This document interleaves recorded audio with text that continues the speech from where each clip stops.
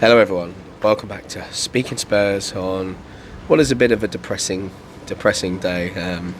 I'm on my balcony on holiday, didn't expect to be having to make this video based on some of the news that was coming out, not yesterday but the day before.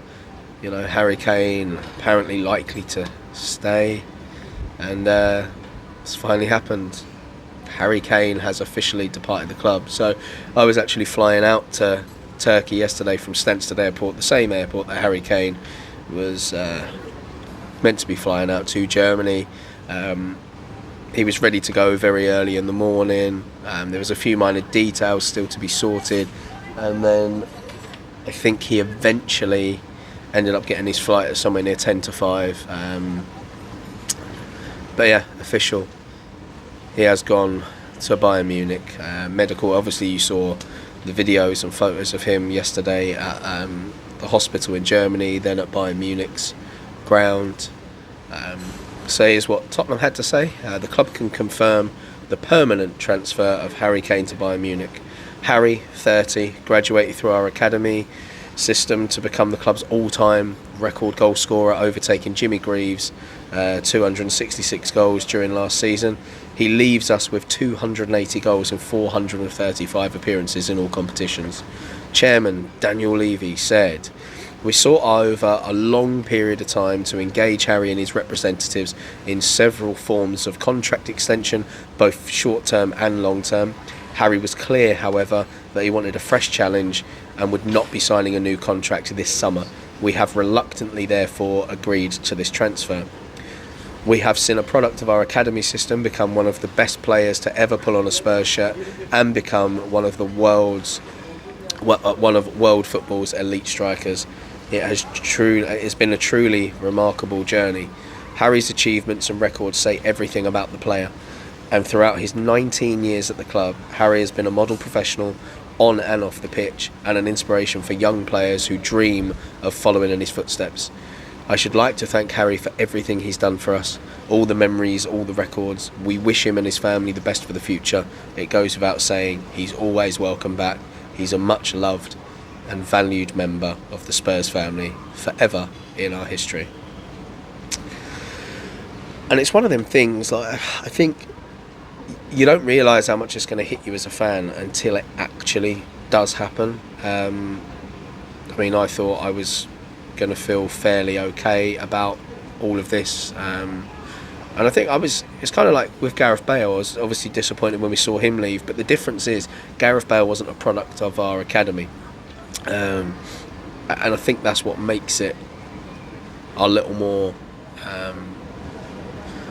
hard to take, especially under the circumstances. The club have very much let Harry Kane down over the years. We have the England captain, all-time leading scorer, not only for club but for country as well, model professional, and all we had to do was just go out and sign more players, not sack Maurizio Pochettino at the wrong time, and really kick on, and that hasn't happened. And because of that, it's kind of left Harry with no choice but to go, and it's really frustrating because we could have kept him, we could have kicked on, and we didn't. At the end of the day, Harry Kane has posted a video to say goodbye to the Spurs fans on Twitter. I will read what he said. "Hi everyone, I wanted to be the first to tell you, Tottenham fans, that I will be leaving the club today. Obviously there are a lot of emotions right now. I'm sad to be leaving the club I've spent nearly 20 years of my life at. From an 11-year-old boy to a 30-year-old man now, there have been so many great moments and special memories that I will cherish forever. So this is a thank you to all my teammates over the years, all my coaches and the managers, every single staff member to do with the club, from the kit man to the chef, everyone involved. I've built special relationships with a lot of people. And mostly thank you to the Tottenham fans.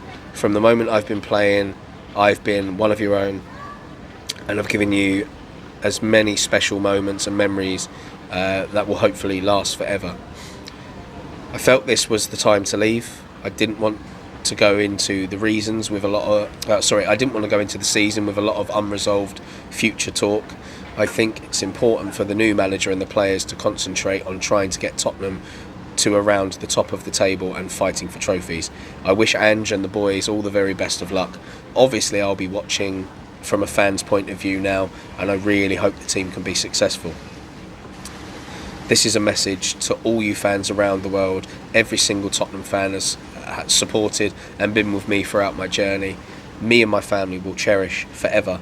We'll never forget all the moments we've had together. So thank you. I'll be watching this season. Good luck to Tottenham and the whole club. It's not a goodbye because you never know how things pan out in the future. Thank you and see you soon. So he posted that video on Twitter, and the little bit he put before was, had to put into words how to say goodbye to a club and fans who have done so much for me in my career. You will always be in my heart. Thank you, Tottenham. Thank you, Tottenham fans. Look, I do think it was a hard decision, and I was watching very late last night Alistair Gould's video, talking about the fact that even not yesterday but the day before, Harry Kane was very, very much in two minds as to what he was going to do. Will he regret it? I'm not sure, but the fact that he said that, you know, it's not a permanent goodbye means there is a possibility he'll come back. Obviously he signed a long contract with them, but that's more security from their point of view to make sure that they can get a fee for him if he does leave. And then on his arrival at Bayern, Kane has put, I want to prove myself at the highest level. So he said, I'm very happy to be part of FC Bayern now. Bayern is one of the biggest clubs in the world, and I've always said that I want to compete and prove myself at the highest level during my career. This club is defined by its winning mentality, and it feels very good to be there. To be here, sorry. There's also a photo, which was actually the cover of this YouTube video of him in his Bayern shirt officially. I don't know. It's harder to take than I thought it was going to be.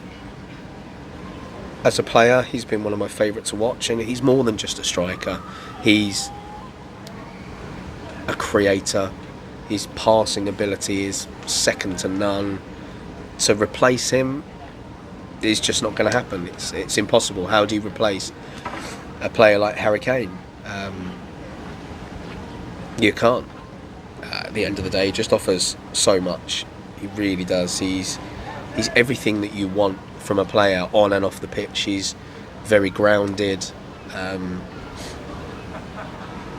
Always says the right thing. Model professional in the training ground, always doing extra bits. He's gone out and done his loans. He obviously sponsors kits and stuff as well. So really frustrated. It's not the first full day of holiday that I wanted. Like, the weather is beautiful, the pools and stuff are amazing. I've just been in the pool actually, and then the news broke, so that's why I've come straight up from my sunbed to talk to you when I could be, you know, down there swimming in a pool in a swim up room on this beautiful day in sunny Turkey. But instead just thinking about miserable Tottenham and what we can do. Obviously Ange's system is geared up for someone like Richarlison to succeed. I mean, traditionally his strikers don't score loads and loads and loads of goals because the person through the middle is meant to be a bit of a workhorse and let everybody else around them do the best of their work. So I do think Richarlison will thrive in this system. He will drag defenders all around the place. I would expect over the next few days we're going to be linked with the world and his mate in terms of strikers. Veliz obviously isn't going to come in and be our main man. Richarlison will very much take that mantle, and I think if he struggles we will probably see Sonny play a bit through the middle. I think Solomon can play through the middle if needs be, and Kulusevski, when he started at Juventus, actually had to play up front with the injuries that they had. So, you know, all these players that we've got can do it.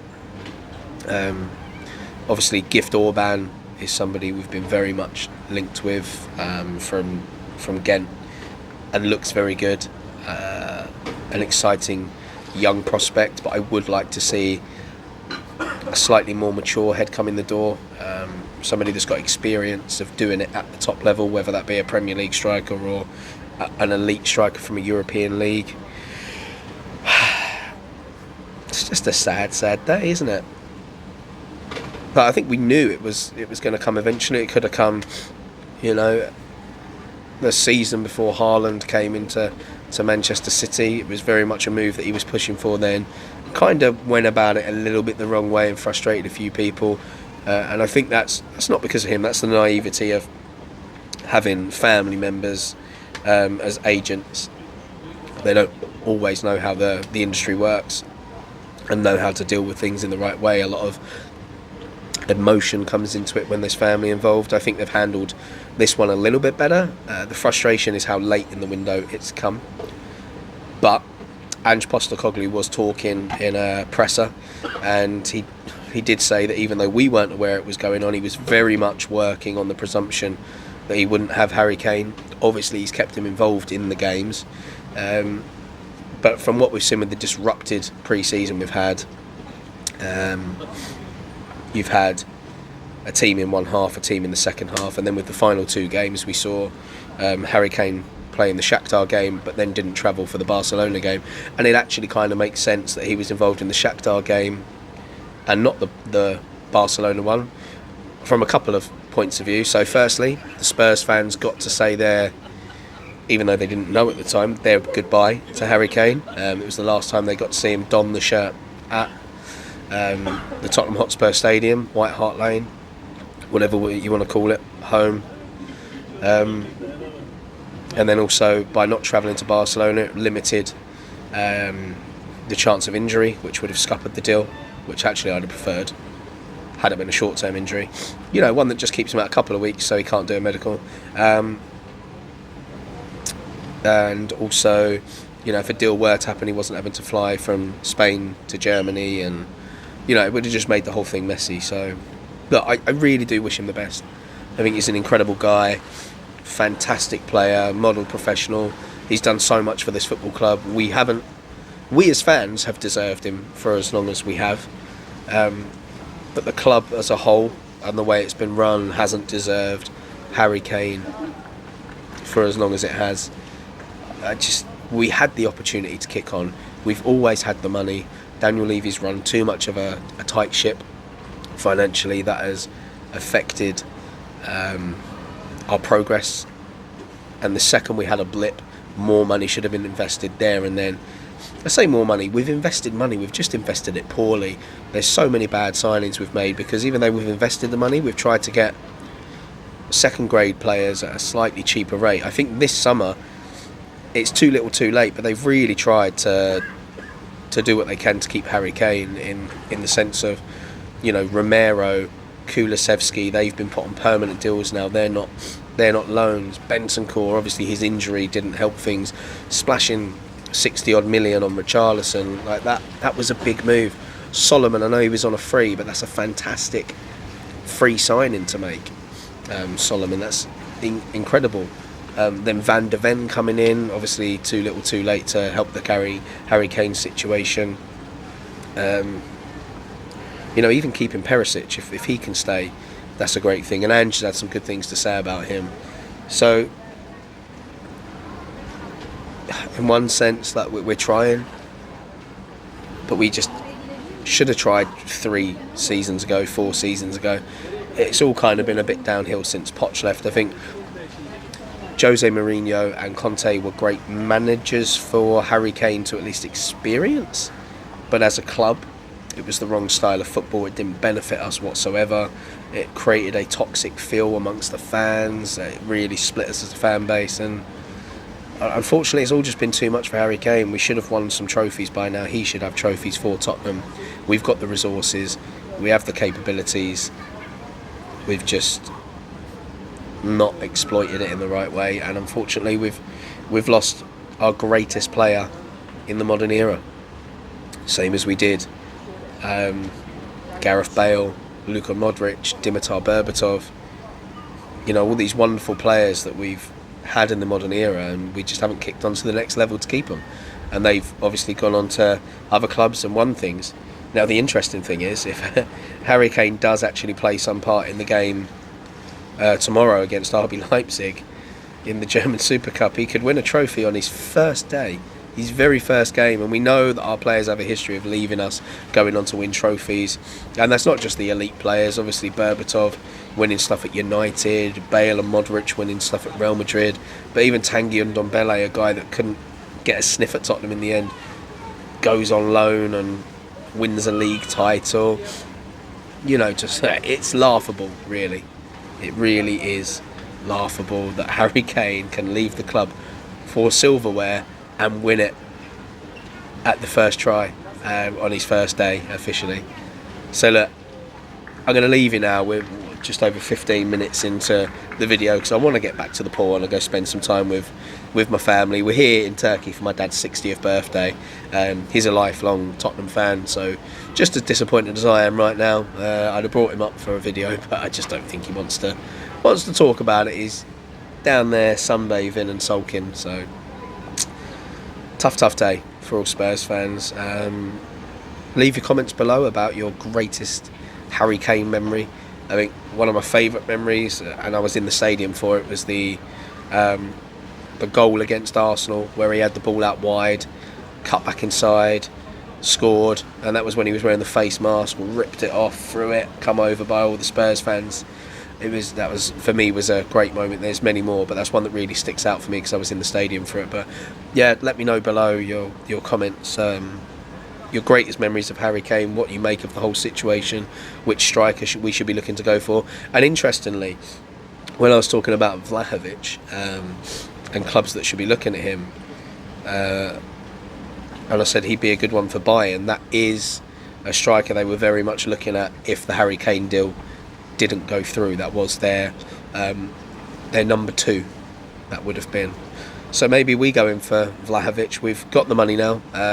We'll talk more about fees in a future video because there's a bit of a mix-up at the moment as to what it is. Some were saying it was 100 million euros plus 20 million euros in add-ons, but there are rumours circulating. It's actually 100 million pounds with 20 million pounds in add-ons to come. So, we'll talk about that. But world football knows we've got the money now, which means every transfer we try and make is going to be an inflated fee, which West Ham are suffering with at the moment after the Declan Rice money. So, I mean, in a way, it's disappointing for us, but can you complain at getting over £100 million for a 30-year-old with 1 year left on his contract? I mean, business-wise, it's great.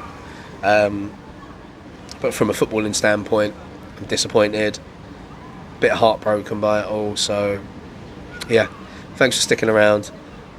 I'm off now to grab a beer or a cocktail and drown my sorrows in the pool. So thanks for sticking around. I have been Kieran from Speaking Spurs. Don't forget to subscribe, like and comment. And until next time, which will probably be after our opening game of the season, which I'll find a nice pub to watch the game. Come on, you Spurs.